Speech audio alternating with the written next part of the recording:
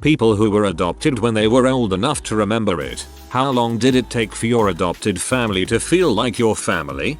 I was 6, my sister 11.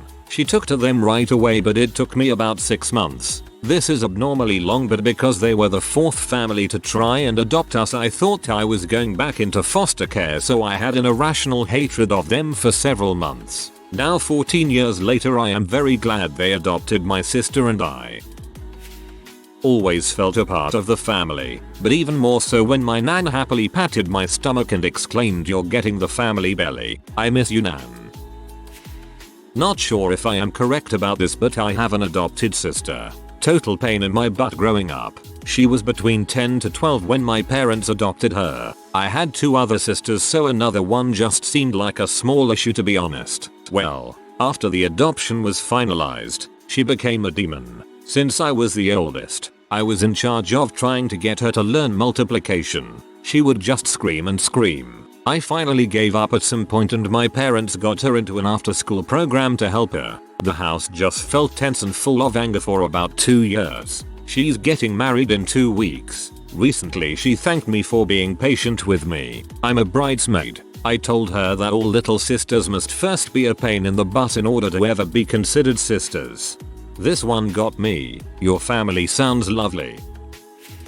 I was 4 when I was adopted and it took a couple of months. My elder brothers, also adopted, used to give me extra sweets and food from their plates. It's something I had never experienced before. It was incredible. I had never experienced that sort of love from anyone before. Ugh, this is the sweetest. I was about 9 years old when I was adopted. My sisters and my brother came with. At the time, I didn't realize just how crazy my new parents were for deciding to adopt all 4 of us at once. Now that I'm older, I can safely say that we've given both of them absolute heck all throughout our teenage years. Honestly, not being separated from my siblings made the transition kind of seamless. We'd been in the foster care system for only about 8 months and were more or less oblivious to what was going on. Then we were introduced to some people who wanted to be our new parents. One week we were visiting these 2 nice people. The next we were living with them and visiting all our new relatives. I know that it might sound kind of bland, but there was maybe only a period of a couple weeks where I had to get comfortable with thinking of these strangers as family. Maybe it helped that I was a relatively dumb kid, or maybe my new family being so closely knit with each other helped. Heck, my new grandparents lived next door to us until we moved to a bigger house. I'm so happy they adopted all of you. It can't have been easy, but siblings being split up makes me so sad. I can't imagine being split up from my brothers. About a week in when they told me I didn't have to ask permission every time I wanted food. I was like, well, this is family. About 2 months. That's when I asked if I could call her mum. She cried and I felt bad because I didn't know happy tears were a thing when I was 5. This whole comment section is reminding me of this Gabriel Iglesias story. Gabriel speaking to his girlfriend's son. So, have you ever wanted to meet your real dad and talk to him? Son, but Gabriel, you are my real dad. He's such a funny guy, but that almost made me cry. I was adopted at age 9 and it took a little time. I got to watch movies with my new parents for the first time and I felt uncomfortable calling them mom or dad for ages. It took almost 20 years until I started saying dad and it still feels a little weird calling him that. But don't get me wrong, he's my dad and I love him. My aunt and uncle adopted me when I was 3 years old. What followed was years of emotional breakdowns, therapy, and social anxiety. For the longest time it never felt like I ever had or deserved a family. I eventually came to terms with me just in another living space. I did learn to love the family I was adopted into though. Around the time I was transferring colleges out of the state, my family was genuinely sad to see me leave and it kinda just hit me that these people actually love me. My late adoption caused long-term self-esteem issues, and this was the first time in my life I knew people could love and care about me. Everything my family did to accommodate into our new home. Therapy, letting me visit my birth parents, putting my last name on the mailbox, and more was done out of complete love. I'm 22 now and I'm going to be moving out in 2 months. I am very bad at expressing gratitude and I don't like hugging or talking to people, but I'm doing literally all I can to try to convey that I love them. I've been looking bad at these last 19 years now and I feel horrible that I didn't believe they cared about me. I don't think they believe me when I tell them I love them. This is emotionally tolling on me, but I'm gonna keep trying until I know they know. You could tell them this. My best friend was adopted. Not sure how accurate my response is since it's second-hand information, but she always struggled to fit into her family. Her parents and 2 sisters are blonde with soft features, and she's Eastern European with pitch black hair, fair skin and a sharp face. Even though she was adopted young, her 2 sisters are much closer with each other. She spoke frequently about feeling left out and different. Her family are very practical, salt of the earth people, while she's quite eccentric. I remember at a sleepover, she pointed at a beautiful family portrait over the fireplace. She said that nobody realizes she remembers having that portrait taken, even though she's 3 or 4 in the photo. She remembers they took 2 photos, one with and one without, so they could use the second one just in case the adoption didn't go through. When we were teenagers, she put an enormous amount of effort into finding her birth mother, and eventually did. I don't know what happened during the meeting, but I know it wasn't what she was expecting. I asked if they were going to meet again, and she said no. She looked crushed, and never mentioned finding her biological relatives again. Oh my god, how terrible about the picture and how sad it didn't work out. My best friend's husband tried for a year to find his biological family and finally found some cousins who gave him his bio mom's phone number. He was so excited, he called her and she promptly told him never to call again. I was adopted at 11 and technically this happened just before. It's important to note I have trouble showing affection. The day I realized I was really wanted was when my adoptive dad got on a plane with me and flew over 2 states so I could confront my bio dad. I wanted answers. In the end, I asked him to give up parental rights as I could clearly see I had found a better family. When you have one dad standing back but still close enough to protect you showing love and another slumped, half drunk on a picnic table, it's clear what the best option is. After that I felt more relaxed as I knew I couldn't be sent back to my bio dad. He was holding out his rights to stop the adoption. I didn't become affectionate per se, but I did start being more comfortable and sharing my dreams in life, which often resulted in my dad in the backyard doing dumb stuff with me like learning hula hoop tricks because I wanted to join the circus. So I guess the answer is from the start once I was adopted. I love that your dad supported you in your circus joining dreams.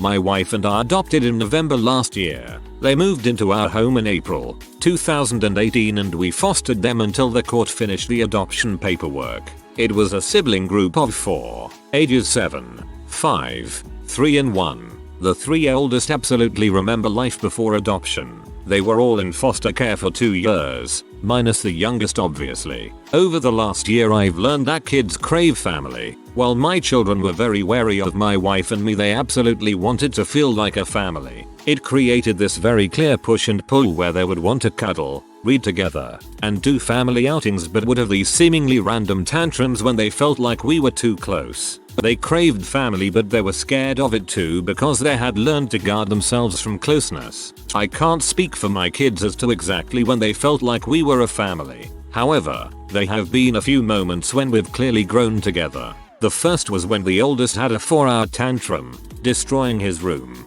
This was after a week straight of daily tantrums. I was in there with him, sitting on his bare bed and he was hiding underneath his mattress in the corner. I told him, "Michael, you can't make me not love you. I'm not mad about your room. That being said, I'm going to sit here until you decide to clean it." He had been waiting all week for me to explode in anger and this was the absolute last thing he expected. 20 minutes later he started to clean.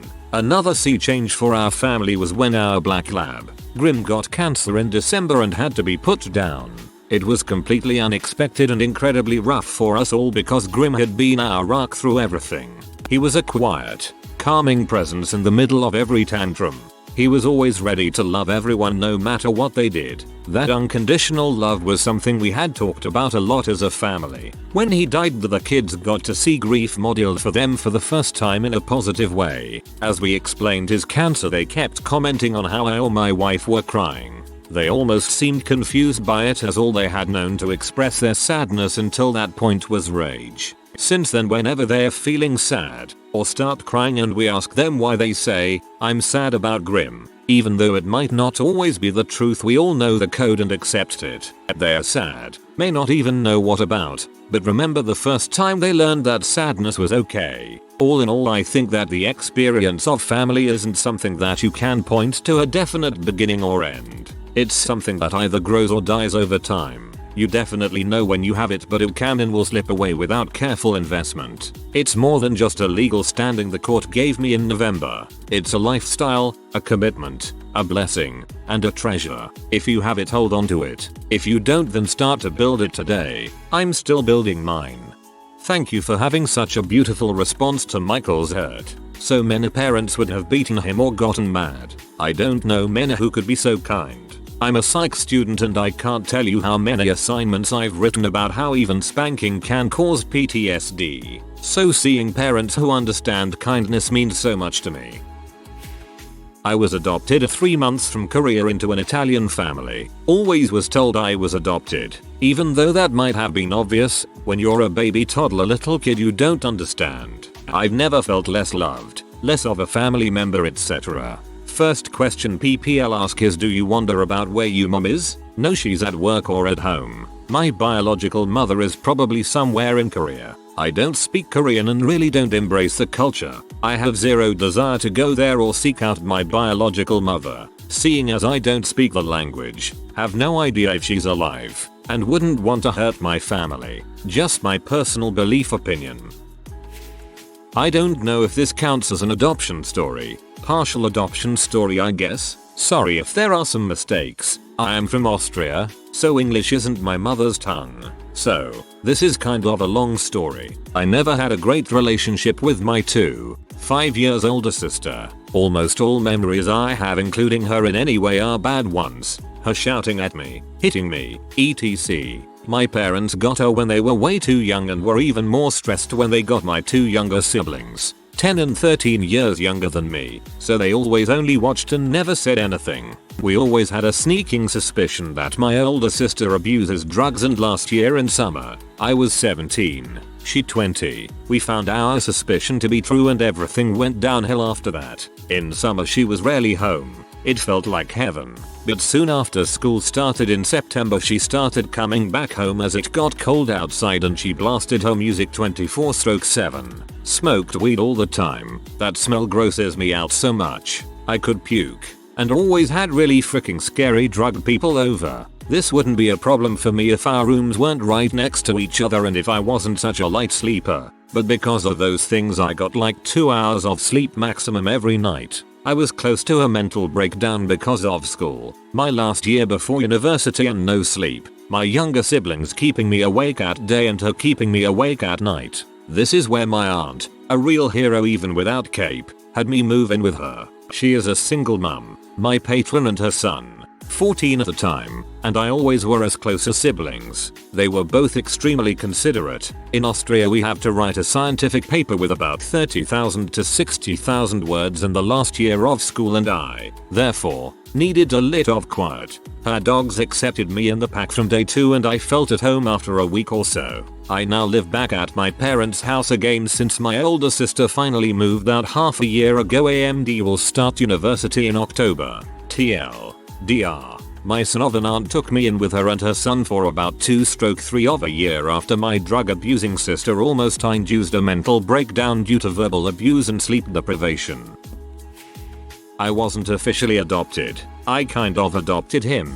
But I spent every summer with my uncle since I was 5. Then I lived with him for a short bit, and then as a teen he became my legal guardian and I lived with him through high school. He got me because I was a troubled kid teen, and when I was 19 I was sitting in jail and he just kept on showing up to see me, and not to interrogate me. He used to harass me in letters, or anything, just to check on me and entertain me, and I kind of thought, man, I can't shake this guy. I've called him dad since around that time. My cousins are my siblings to me too, that came before I figured out who my dad was. I have a little brother who was fully adopted by him too. He just kind of tripped and fell into our family and became a part of us. From my perspective, it became pretty normal pretty quickly to have him around for family stuff. That's really sweet. I bet if you offered to do an adult adoption he'd love it. Not sure if this fully counts, but my stepfather adopted me when I was 11. My mom and biological dad got divorced when I was 3 months old. Mom remarried to my stepdad when I was 4, so he had been in my life almost from the beginning. To me, my stepdad always felt like my family more than my bio dad, just due to the fact that he was around more and put in effort to really parent me. My bio dad just wasn't ready to be a father and couldn't handle the responsibility it took to parent me when he got to see me every other weekend. And even as a child I could sense that from him. Family is and always will be the people that are there through thick and thin and make a conscious effort to be a part of my life. My stepdad and I are really close, and I never felt like there was an adjustment period. I'm so lucky I have 2 parents that love me and raised me in the best possible circumstances they could. I stopped speaking to my biological father after the adoption process went through. He always spoke poorly of my mother, who is a superhuman of a person, and defied all odds against her. Periodically got into fights, drank excessively, smoked, neglected to feed me to the point where my mom would cook and pack meals to send with me when I'd go to his house for the weekend, etc. It's hard to feel connected to a person that will treat you like that just because they are biologically related to you. On the other hand, my stepdad supported my mother and myself through everything that we went through. He taught me how to be confident, work hard for the things you want, stand up for myself, and be kind to people even if they aren't kind to you. We watched sports together, taught me how to change a tire, bought me my first drink at 21 and went out to the club with me. He's one of the kindest and most generous people I know. Glad your stepfather was there for you. I'm not sure if this counts, but my dad left when I was about 1 year old. Even during that year he was barely ever around. My mom has taken great care of me, and still does. I am 15. When I was younger it was really hard for my 3-year-old brain to understand why I didn't have a dad like all my other's friends. I was pretty upset about it as I got older and my mom and grandparents started to realize it. My granddad really stepped up and started to hang out with me and just be with me more in general. We still spend a lot of time together because he's been the only man in my life and he means the world to me. I know this probably doesn't count as an adoption story, but I felt like I should share it. Your granddad sounds like an amazing person. Not until I was 18. I met them when I was 14. The summer going into my freshman year of college. It felt like a choice they made and not an obligation to the state. I was adopted really late, like 20, and I felt like I was theirs from day one. They felt it too. I didn't move in straight away. In fact, I was living elsewhere and would go to them on weekends only for about 6 MTS before I fully moved in. I will never forget how much they loved me and I thought I was so special. They were older white Jewish Americans and I was a small African kid from Kenya. But it worked out perfectly and they are more than my parents. They are really like incarnations of God to me. I am what I am mainly because of them. I am so privileged. In loving me, they taught me how to love, but I always felt super special from day one. Fast forward 5 years and I met my husband, and guess what? They love him the exact same way and have basically adopted him as well. My mom told me a month ago, "Em is our favorite person." And I was like, "What about me? I thought I was your favorite person." And she was like, "You are our daughter, you're not our favorite person, LMAO." I love her so much.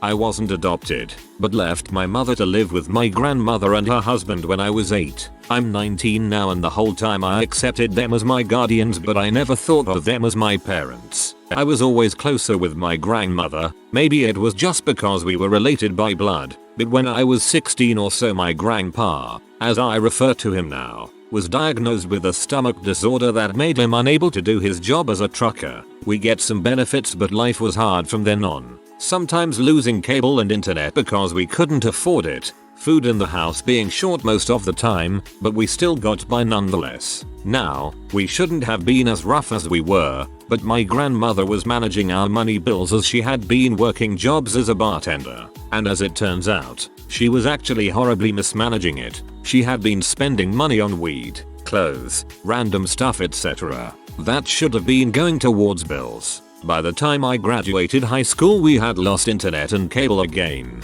and by the end of the summer our car got repoed. It was then that I discovered that bikers at her jobs had been getting her back into M-Coke, something that wasn't a problem since before I was even around, and that she was cheating on my grandfather, which he still doesn't know I know about, and planning to divorce him.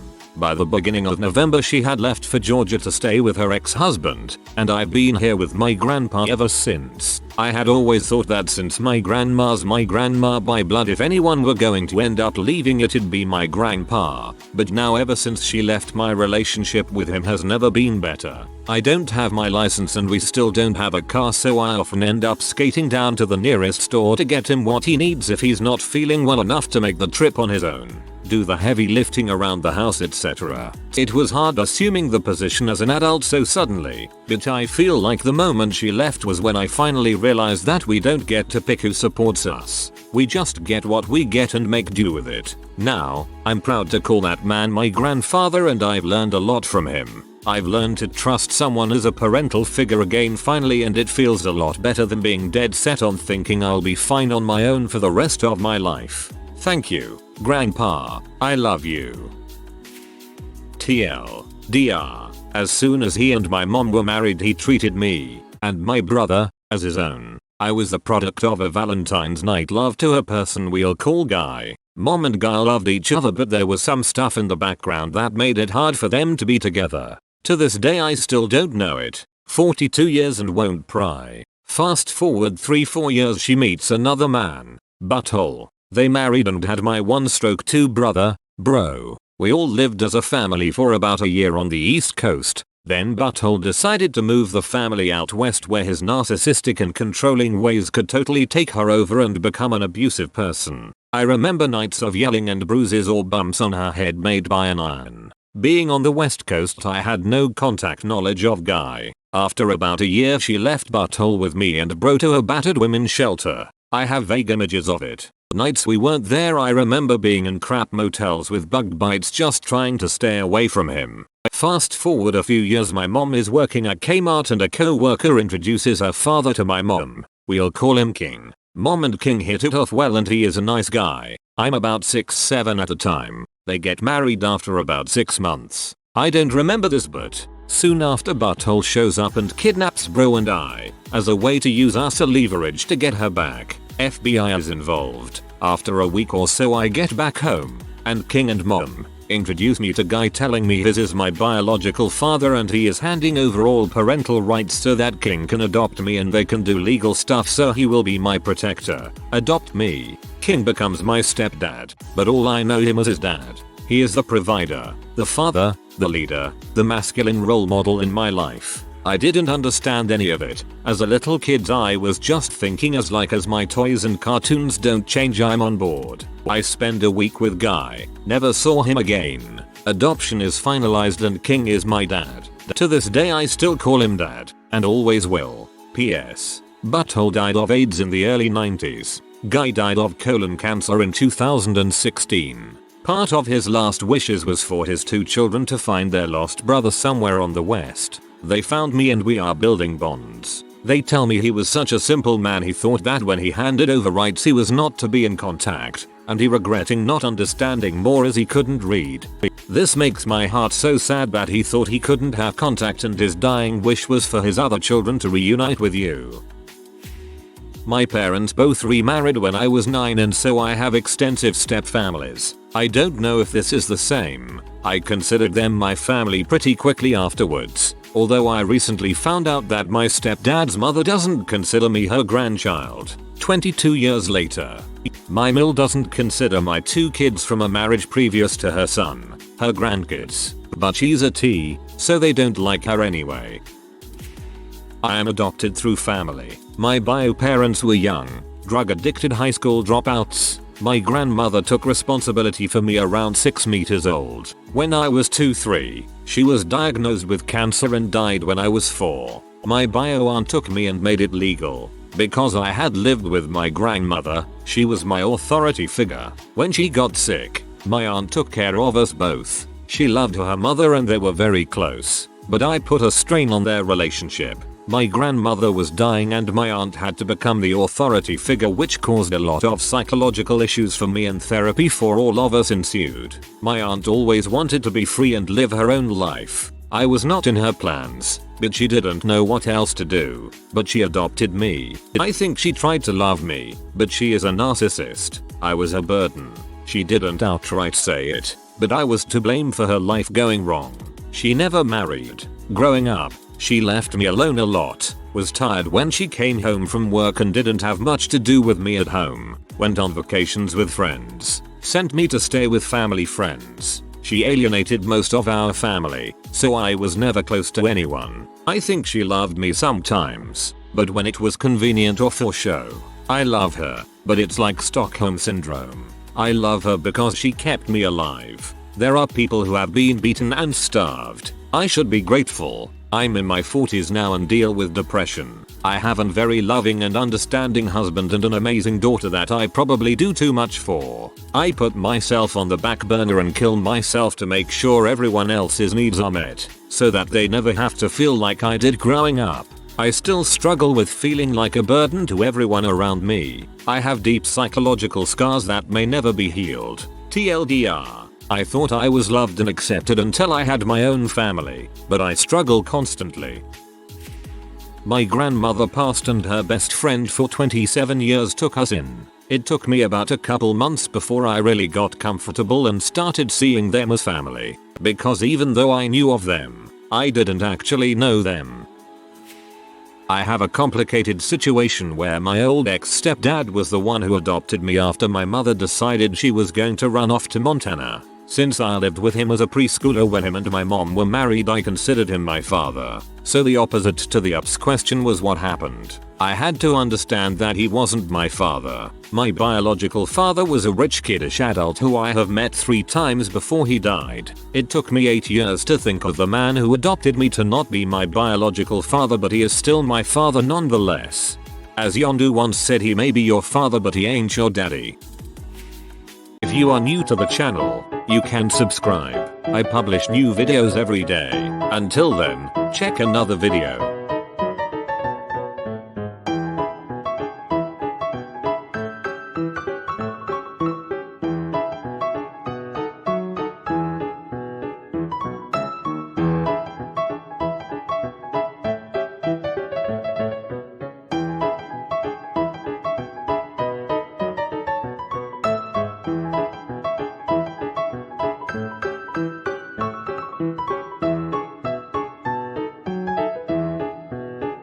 Bye for now.